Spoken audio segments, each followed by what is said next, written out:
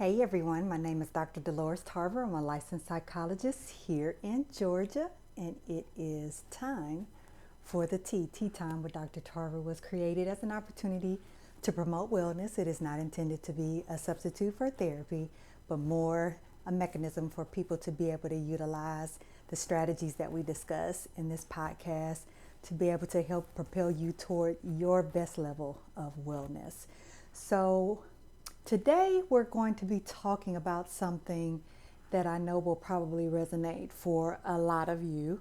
Undoubtedly, you have, whether you have wanted to or not, witnessed or heard about the chaos at the Capitol, and it probably brought up for you a lot of different emotions, from embarrassment to shame, anger, sadness, confusion, fear, frustration, disgust.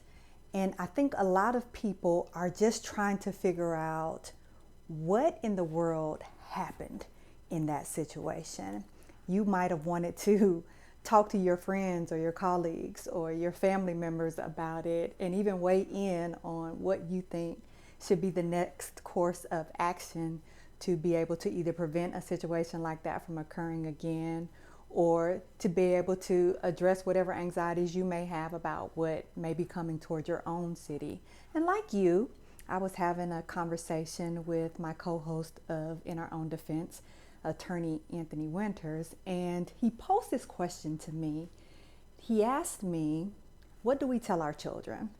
In that moment, I gave him a response, but I've had a chance to think about it, and it really resonated with me as a good topic for this podcast. So, what do we tell our children when things don't turn out quite the way we planned? So, you all are very aware that we had a presidential election. We selected a presidential candidate, and that is not our current president. And you recognize that our current president has refused to concede. He has called the Secretary of Georgia in an attempt to overturn the results, to find these additional votes that he thinks would allow him to be able to continue to serve as president. He has accused the electoral process of being fraudulent, and encouraged his followers to refuse also to accept the results of the presidential election, which is what led to the chaos that occurred at the Capitol. And I want to kind of compare and contrast, if you will, take you back to your high school and college days, of two different types of leaders. So you may also be aware that Stacey Abrams ran for governor in 2018 against Brian Kemp. She lost. Brian Kemp won. Stacey Abrams went to court.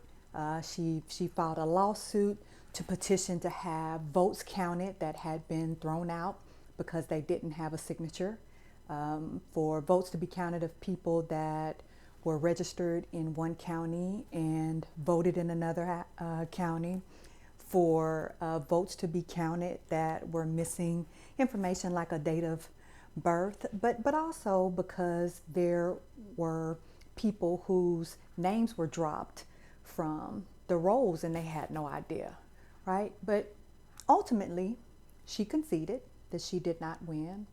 And instead, what she chose to do is she and other members of the Democratic Party got together and focused on making sure that those voters' issues that occurred weren't going to occur again. And she is one of the people that I credit with being responsible for how the voting system here in Georgia changed. So you're saying, oh, okay, now what does this all have to do with mental health?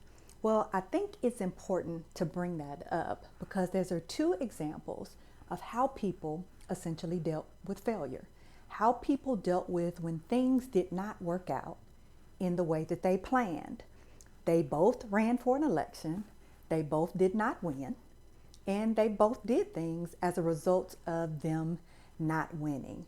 And so when we go back to what do we tell our children, then this is what we talk to them about. We talk to them about what happens when you fail. How do you deal with that? Right, so first example, our current president. And these are examples of things that I would not encourage you to do when you have instances in your life where you fail. Refusing to accept what occurred. I didn't lose. I wasn't playing for real. You cheated. The rules changed. I wasn't really trying. We hadn't started yet. Attempting to destroy evidence that documents that this person won. Whether that be let's get rid of camera footage or videos, whether we get rid of documents that show that you won, lawsuits that could potentially petition to get it overthrown, talking to managers, supervisors, people in your family. No, that didn't really happen. That's not how it went down, right? Just whatever we can do to not accept that this situation didn't occur in the way that we wanted to. Now, this doesn't have to always be with some type of a race where we're winning to get something. It could be a promotion at a job this person got that I didn't get. It could be a relationship where a person decided to move on with someone else that you perceive to be a failure. It could be you launching a career, trying to move in a different direction, not getting that job. It could be you start something, a business, a company where you have a product and it doesn't sell. It could be you try to get on social media to promote yourself and you don't have that many followers. Whatever you perceive to be a failure. So I don't want people to think that this is just about elections. This is about anything that we make a plan for that does not work out in the way that we planned. And that can cover a lot of different things. Right? So another way that is not healthy to deal with failure, aggression, intimidation, threats. So I don't want this to be my truth. So I'm going to threaten people to get them to change their minds. This could be direct threats to you. This could be threats to people that you love and care about. It may be that, let's say, a relationship didn't work out in the way that you wanted it to, or someone that you were involved with, it didn't work out with them and they feel like it's a failure. So they're calling to threaten you. But let's say it didn't work out for me. I didn't get that person that I wanted. They didn't ultimately choose me. And so now I'm going to show up to this other person now that they're dating's job. I'm going to call them, harass them, stalk them, because I'm trying to intimidate this person into not being with the person who I felt like I should have been with, that this was supposed to be my happily ever after. It can be vandalism, theft. We will frequently see people try to destroy something that they think represents this victory that was taken from me. This could be perhaps I failed and I wasn't able to keep my house. So I'm looking at this as a failure, something I didn't get right, or something that I wanted and it didn't happen.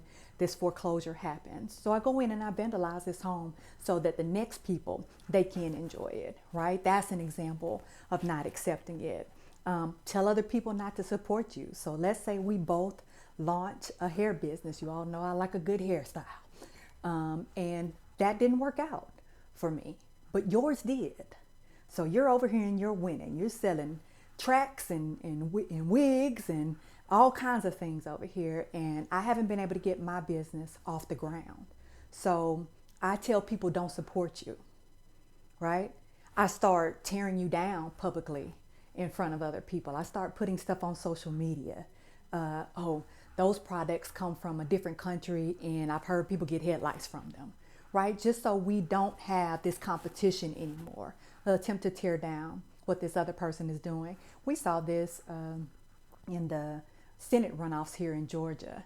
We didn't even know what two of the candidates' platforms were because all they did is tear down the other two candidates. And so that's a good example of that. I try to ruin your credibility so that people won't choose you, right? Sabotage you in any way that I can. Sabotage your business, your brand. Tell people that, hey, you don't want to go over there to that facility. They're not clean. Just anything that I can do to stop this from being my truth in some kind of aggressive, intimidating, forceful way. Avoiding, numbing, escaping. So then we go to the other end of the spectrum where it's like, I'm just going to pretend like this didn't happen and I am going to not even exist in that space. So I can be drinking or smoking or using any type of substance to be able to escape. Maybe I'm escaping through food. I'm overeating. Maybe I go off and gamble, and I go off and engage in some risky sexual behaviors, just not to have to deal with the pain of this loss that I failed. I may get to a point where I consider suicide because this is just so overbearing to me. I don't want to have to deal with it. And so I feel like my life would be better if I didn't have this pain. You'll see people go hide. You won't see them. They'll cut off people that knew that they attempted something or that something didn't work out or that they perceive people are talking about them in some kind of negative way. So they disconnect from all of those people that may be related to this thing that is painful for them. And so just whatever to put distance between my feelings, right, is that numbing behavior. We can get stuck. We can just stay stuck in this feeling like I failed. Refusing to examine what caused my failure, continuing to blame other people for that failure, ignoring information that others try to give me, like, hey, you know what? Let's examine that again. I may be able to provide you with some options that might work for you this time. I don't want to hear that. I'm done with that. That's you don't know any more than I know, right? Just engaging in the same types of behavior over and over again. I don't change anything about what I did.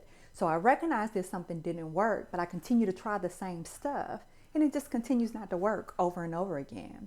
So I'm just refusing to accept that I may need to adjust or get some additional development or get some help. And so I'm continuing to repeat that cycle over and over again. And I don't grow, I don't change, I don't adapt, right? So those are all unhealthy mechanisms for dealing with failure. Let's talk about some healthy mechanisms for dealing with failure, because the truth is we're going to fail. We're not going to succeed at everything that we attempt to do. So one, we have to own the feelings. You are probably going to feel embarrassed or ashamed or sad or anxious or depressed or angry, whatever it may be, because this thing that you really wanted did not happen for you. You don't necessarily want to sit with that pain, but it's important for you to sit with it. Let those emotions wash over you. You won't stay in that place forever, but you need to allow yourself to feel, because when we feel, we're able to heal, right? So I'm not going to stay in the feeling. I'm going to be able to move forward, but I do have to at least acknowledge those feelings and be able to feel them in that moment. Be honest with yourself. The truth is, sometimes we fail because of what they call PPP, piss poor planning. I was ill prepared. I did not have everything that I needed to be successful. And I have to recognize that. I have to own that. I have to be honest with myself about my part in this failure. What did I do that interfered with me being able to be successful? Did I have enough support? Did I have enough financial resources? Did I mismanage financial resources? Did I avoid things when they came up and not deal with them? Oh, I'll deal with that later. So I wasn't timely in things. And so I let some deadlines elapse, or I let some things that should have been shipped off, or some documentation that would have supported that I was a good candidate for this position, or I didn't attend to a person in a particular way when they were trying to tell me what they needed, right? So what is my part in that? And that's hard for us sometimes, because we may still be in that space of anger and hurt, that it may make it a little bit difficult for us to be able to see my role. And that's why sometimes it's important for you to be able to have other people to help you when you get to that place. But again, make sure that you sit with those emotions first, so that you'll be able to get to that place of being able to see what happened in this instance. Forgiveness, right? Being kind to ourselves. So let's say it's on me. Let's say I was the one that messed it up, that it was my fault. I didn't order something. I didn't show up for something on time. I didn't get in the necessary information. I didn't work as hard as I could. I turned in lackluster products, whatever it may be. So let's say that's true. The onus is on me. So I have to forgive myself. I have to be able to say, you know what? You didn't get that right, but that doesn't define you. Right? That is a choice you made, or some choices you made. You can make other choices. We know better, right? We're able to do better. But being kind to yourself in that process, giving yourself an opportunity to recognize that you don't have to stay in this place of failure. You just have to figure out what I did be able to, manage the disappointment right now and cope with it. And then be able to make some different steps, right? Which leads us to the next thing, healthy coping. So I have to be able to deal with this disappointment, whatever I'm feeling, all these emotions. So that means that a good support system has to be in place. Maybe I have people that I want to call or come over to sit with me in this and video chat with people. I know we're still in this season of COVID. Sometimes I just need to take a step away and breathe, right? Sometimes you can just be so overwhelmed with things that it's difficult for you to even be able to see clearly. So sometimes that step back can be really, really helpful as I'm trying to really sort through all of the things that are happening, because there just may be a lot of moving parts that I need to really examine. Okay, therapy. You all know I was coming with that. That may be a time where I need to go to therapy and kind of work through some of these things, understand maybe this is a pattern.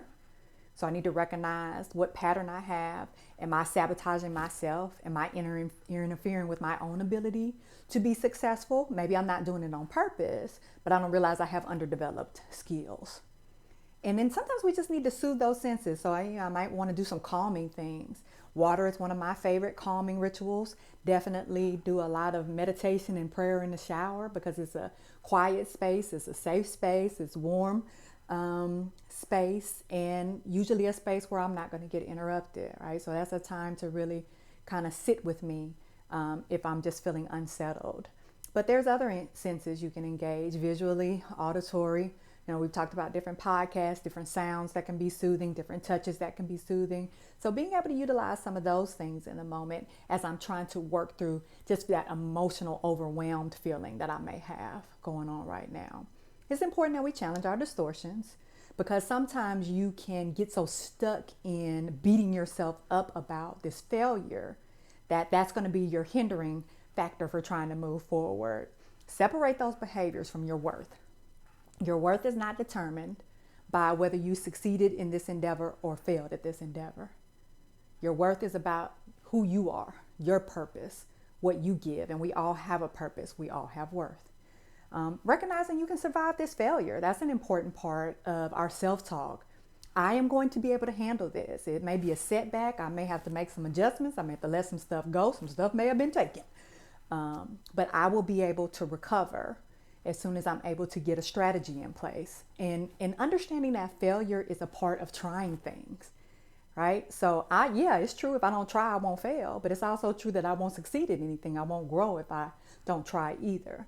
Find stories of other people who have failed and then been able to recover from that failure and utilize it as a catapult for their success. Use that as inspiration. Stacey Abrams has a quote that she talks about how she was able to learn from her failure as a means to be able to propel her. She didn't see that failure as the end. I think it's also important for us to make sure that we have got those techniques in place, right? So how am I going to be able to move forward in this thing? I need to make sure that I have a learning plan. So I've got to be open. That's number one, right? So I can't just ruminate on those failures, get stuck in that place and never challenge myself again because I think that's safe. I need to instead reevaluate, right? Take this as an opportunity to see what may have gone wrong in this plan. What can be improved? Maybe it was something simple. Maybe it was something that I didn't know. And when you're trying new things, sometimes you don't know everything. I can guarantee you won't know everything. So it may just be I need to put a plan in place for learning this information that I didn't have before to be able to function better at this. Maybe I applied for a job. I need additional training. That's why I didn't get selected. Maybe I ran for something and I don't know enough people. I haven't been in the community enough. People haven't seen my face, right? So I need to work on connecting with people, getting myself out there. Maybe I was in this relationship, but there's some areas that I had not fully developed. I hadn't learned how to be present in this space with someone. And so I need to learn how to communicate more effectively. I need to learn how to deal with conflict more effectively, right? I need to learn how to deal with my insecurities that I may have that have gotten in the way of some of my ability to be able to progress, So that additional training, guidance, mentorship, coaching, those kind of things are important. Being able to talk to people who maybe have the skills that you don't have. And so I frequently recommend people like, hey, if you find that this is an area of underdevelopment, that's a key, a clue that you need to seek additional resources. And being open to that is really, really important. So we tell our children that failure is going to happen. It's inevitable. It's a part of life. And it is also a shaping tool, because we often grow, not when we succeed.